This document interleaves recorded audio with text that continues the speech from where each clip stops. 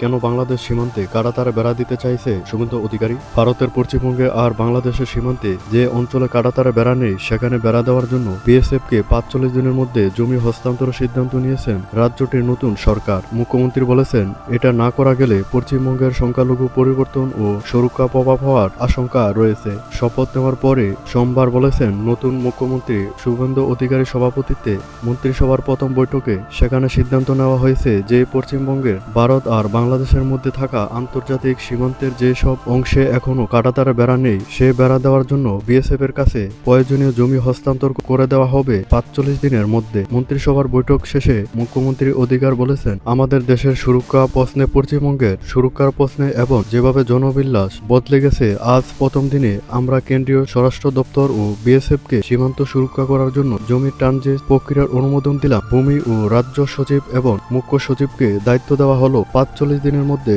হস্তান্তর প্রক্রিয়া সম্পূর্ণ করতে হবে। কেন্দ্রীয় স্বরাষ্ট্রমন্ত্রী অমিত শাহ অধিবেশনে জানিয়েছেন যে বাংলাদেশের সঙ্গে ভারতের পশ্চিমবঙ্গে ২,২১৬ কিলোমিটার সীমান্তে রয়েছে। তিনি জানান, এর মধ্যে ১,৬৫৩ কিলোমিটার কাঁটাতারে বেড়া দেওয়া সম্পূর্ণ হয়েছে, তবে একমাত্র পশ্চিমবঙ্গে ৫৬৩ কিলোমিটার সীমান্ত কাঁটাতারে দেওয়া বাকি রয়েছে।